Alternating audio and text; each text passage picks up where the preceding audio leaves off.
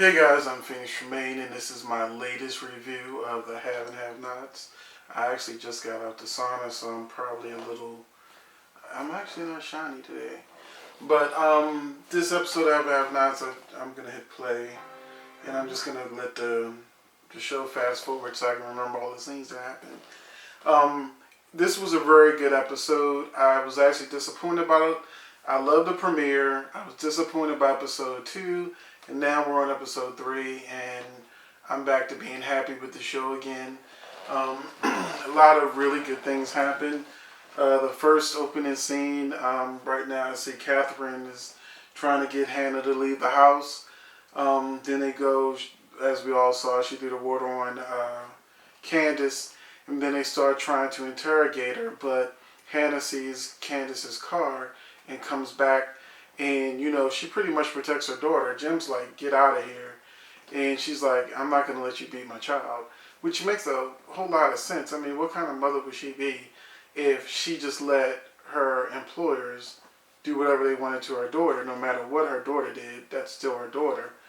And so Candace finally comes out and says something she probably should have said a long time ago, that Amanda was raped.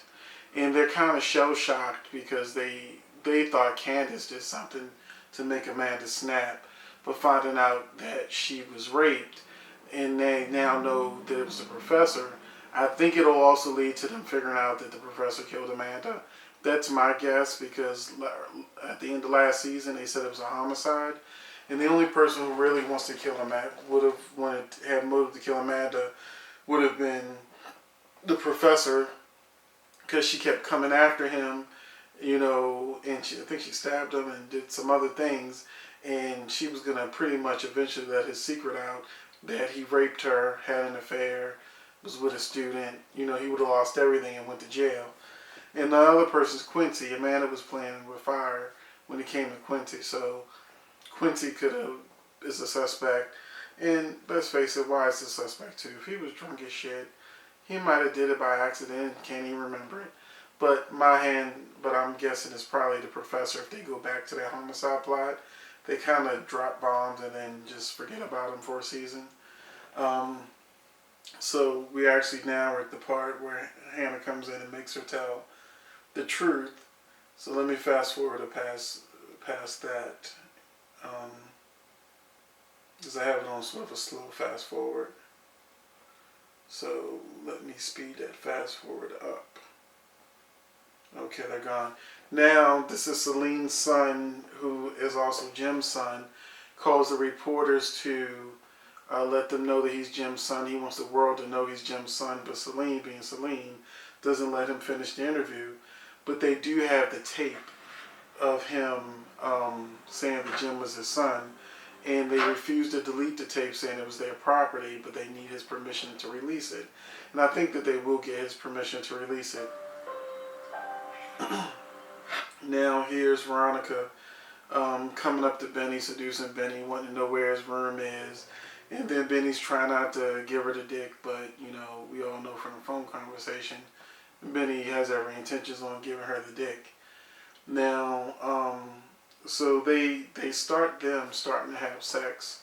And I don't think that Have and Have Nots has ever had a really nice love scene. There's been some scenes with Candace and Jim just kind of about to do something and the camera stops. This is probably the first real attempt at a love scene after 3 or 4 seasons, because you really don't know what season this is after a while, because they do these half seasons. It was said, in some promo of season 4, then I saw that it was like the second half of season 3. I don't know. But the Have and Have Nots, now they have the new guy, the one that likes Candace. I do not know his name. Him and Candace start telling each other about their lives. Candace is like, I was raped and molested as a kid. I was an escort. I blackmailed men. The only person I really loved was my son. When I thought he died, I didn't love anybody except for my brother, who I would kill for. Which, to me, is the writers trying to tell you that they're going to kill Quincy. I really think that they're building up to Quincy getting out of jail and getting killed by Candace or Benny. But I think he'll come after. I know that, and this is a spoiler, that either next episode or the episode after that on Wikipedia, where you can go and see what's going to happen in the future of the Have and Have Nots, Benny's going to save the son, Candace's son. So that's just a spoiler from me to you. But Candace is going to get her son back, and Benny's is going to be bringing the hand according to what the spoiler said. But I think once Quincy is out running around, they're going to have to kill him off because he has no redeeming qualities whatsoever. But this leads to, and then he talks, the white guy that likes Candace starts talking about how I think he's white. Looks a little mixed. But the guy starts talking about, well, he loved his wife, but he always cheated on her. When she got sick, he wasn't there with her. And then he started sleeping with as many women as he could. And he tells Candace, if I sleep with you, I probably will never see you again because that's what I do. So this, of course, turns Candace on, and they did something that surprised me. They started flipping back and forth between Benny and Veronica fucking to this guy and Candace fucking, and they just kept going back and forth. And it was hot, you know, of course I wish this was HBO Showtime, they could go a little further. But it's as hot as you're going to get on OWN, at least for now. Check on you. So let me fast forward past that. I see I'm at 27 minutes in. So, yeah, let's fast forward that quickly.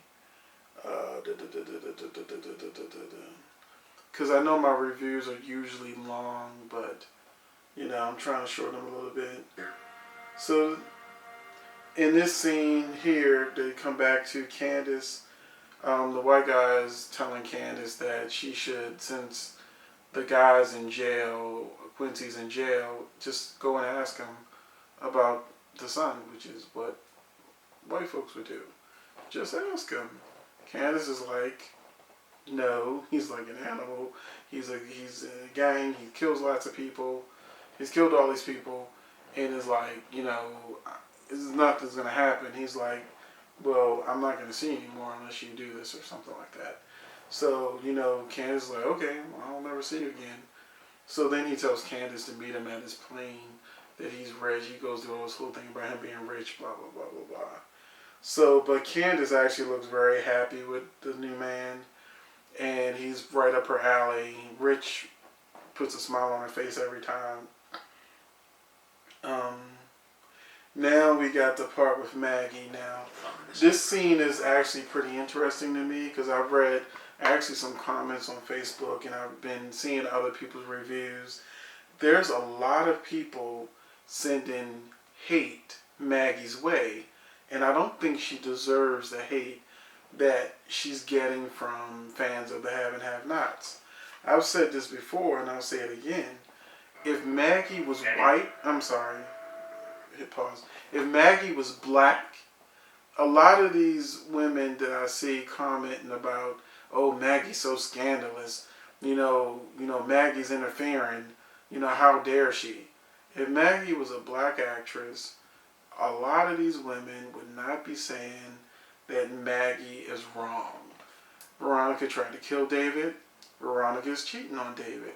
Veronica treats David like shit. Veronica slapped Maggie. And she rightfully so, because Maggie was going after David. But when David said no, Veronica didn't believe him. Maggie just went back to trying to do her job until she found out that Veronica was cheating. She's like, well, shit. If she's going to cheat, David can cheat. So she sort of sets it up when she realizes that Veronica is at the house. Her private detective is watching the house. And that the truck is there. She puts two and two together. She knows Veronica and Benny are currently having an affair. She talks to David and she convinces him to go to the house to get his truck. David meets Hannah at the house. And I'll switch back to Quincy because we're not that far into the story yet. So Maggie did set it up that David would walk in on Benny and Veronica. And, I don't think she's wrong.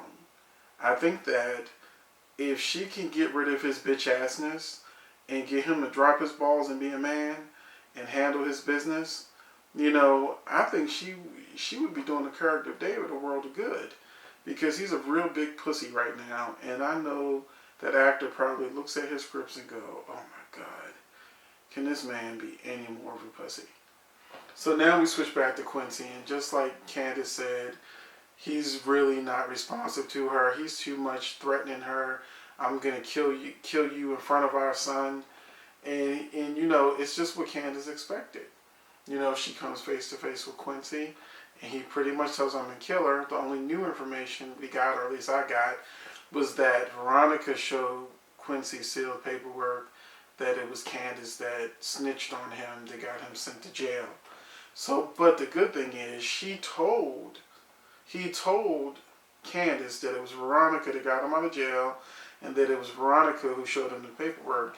I was so happy for that, because the Have and Have Nots drags their storylines along. And then at the end of the season, you find out, like, a couple days passed. Benny was in a coma for a whole season, and it was like, oh, that was like 2 days. So who knows what time compression they'll do with this part of the half a season. But Have and Have Nots is getting really good. In dropping information like that this early, it actually shows progression with the writing, the characters, and the acting have improved greatly on this show. I'm actually looking forward to it next week, because what happens once we get through this part with Quincy, then we're back at Hannah at the house with David. Now, this is, if you watch soap operas, this is a typical soap opera trick that I'm going to let you in on. In true soap opera fashion, if a person is about to get caught or a secret is about to be revealed, 9 times out of 10, it's rare, 9 times out of 10, what will happen is the person, if they don't actually physically show you them actually catching the person, something will happen so that they will not see what's going down. And what we have here is David is across the room. Hannah walks in on Benny and Veronica having sex. Veronica's got this big ass cheesy smile on her face, and David's in the other room. But when they go to the previews for next week, my prediction is right. David couldn't have possibly have known what was going on. So you got Benny in the car with Candace, who he's like, this is a $300,000 car. How can you afford this? For about $300,000. How you doing all that? I have to wait for the car, Hannah. Yeah, well, you won't be doing it in here. Well, I'm So, and this is the scene that kind of tells you that David didn't catch Benny and Veronica, because Veronica's like, I need to wait for a cab, and Hannah's putting her out, and Benny's just sitting there. David's nowhere to be found.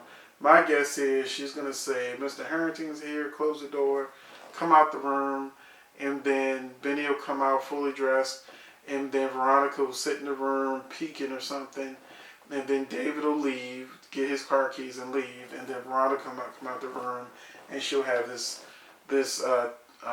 confrontation with Hannah. That is my prediction. So next week I'm not thinking that David will find out that she's having an affair yet.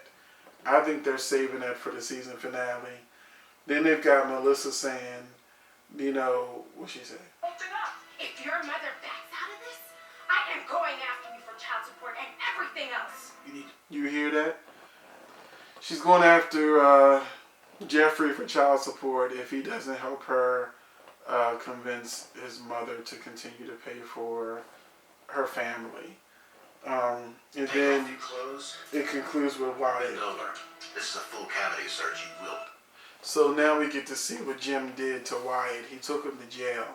Now it's talking about they're going to give him a full cavity search and things like that. So they're sticking his finger up his ass, whatever. But the thing is, how far will Jim go? So is he going to be put in a cell with a guy who's going to try to rape him or something like that? Pretty much they're obviously going to scare Wyatt straight. There's no way Wyatt can confess and still stay on the show. So unless Aaron got fired, Wyatt will not tell that he's the one that hit Benny and killed the little girl. Whatever Jim is up to now will scare him straight. So that was the have and have nots. I really enjoyed it. Like I said, stop treating Maggie like she's a white girl that's, interfering in a black marriage. No, she is a character trying to save David from his crazy ass wife that's trying to kill him and fucking, Benny. I really want to see how far they go with Wyatt in jail. If something really bad will happen to Wyatt, because, Jim's like, once I do this, I can't take it back. So once he does what? So let's see what happens with that. I'm really not feeling the Jeffrey and Melissa scenes. I wish I could fast forward through that, but I'm doing these reviews. And that's it. That's it. All we have to look forward to is Hannah, arguing with Veronica, and maybe Candace will do something. But in the previews for next week, she ain't do nothing substantial. Let me look at one thing. There was a second commercial they showed that showed a little bit more. So, let me see. What's the commercial? They showed us something You're else. too old and too married to be chasing after my son. Next Tuesday, the Ice Queen becomes the Ice Cougar. You know I'm grown. And living in my house. I'm only here to help you out. Owns record-breaking smashes all new and all kinds of Tyler Perry twisted. Melissa, I don't want to be your father. You did this to me. This is all legit. You're lying. You said you wanted prison. You afraid, son? Tyler Perry's that.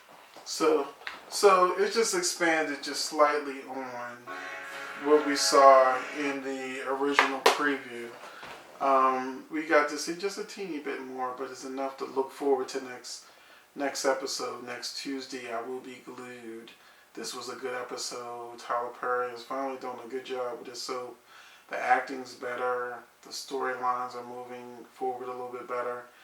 And it's really becoming a bitchy, campy, dramatic soap that could potentially become a classic. It's not Empire. It's not Dynasty. It's not even Dallas.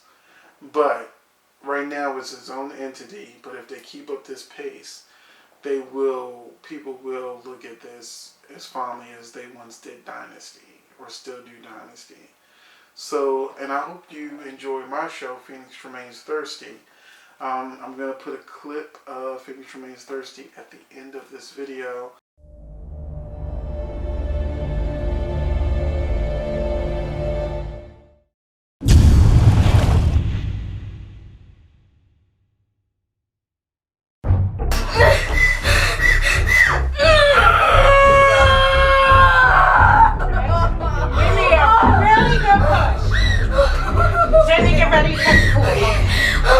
You can do it.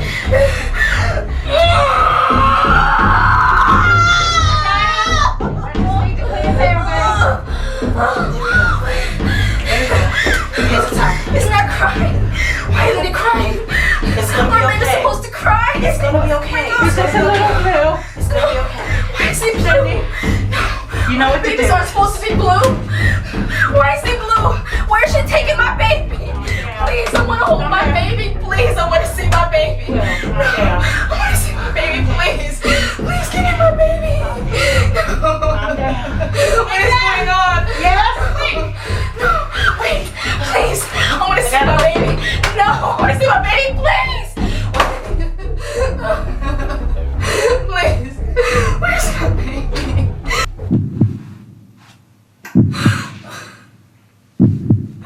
I want my baby.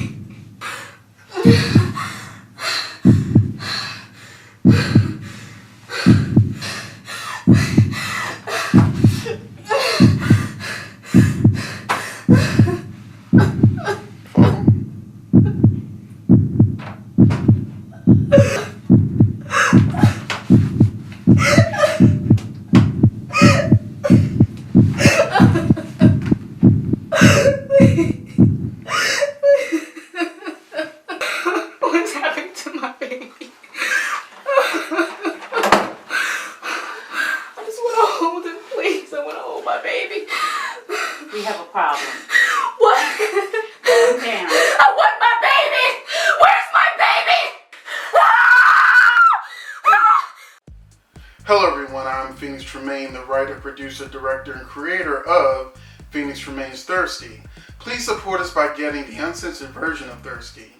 Every episode of the Uncensored Show will have different bonus features, such as bloopers and outtakes, deleted scenes, cast interviews, audition tapes, and even the uncensored love scenes that we did. So starting at $2.99, that goes towards paying my actors and creating a bigger and better budget so that we can have a really great new season with you.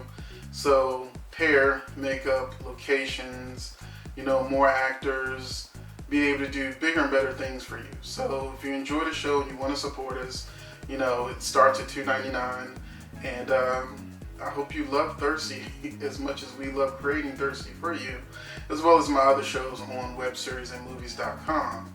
So please give us your support and keep enjoying and watching Thirsty and get the word out, and make sure you like, share, and let other people know that Thirsty is a great show and that you want to keep watching it.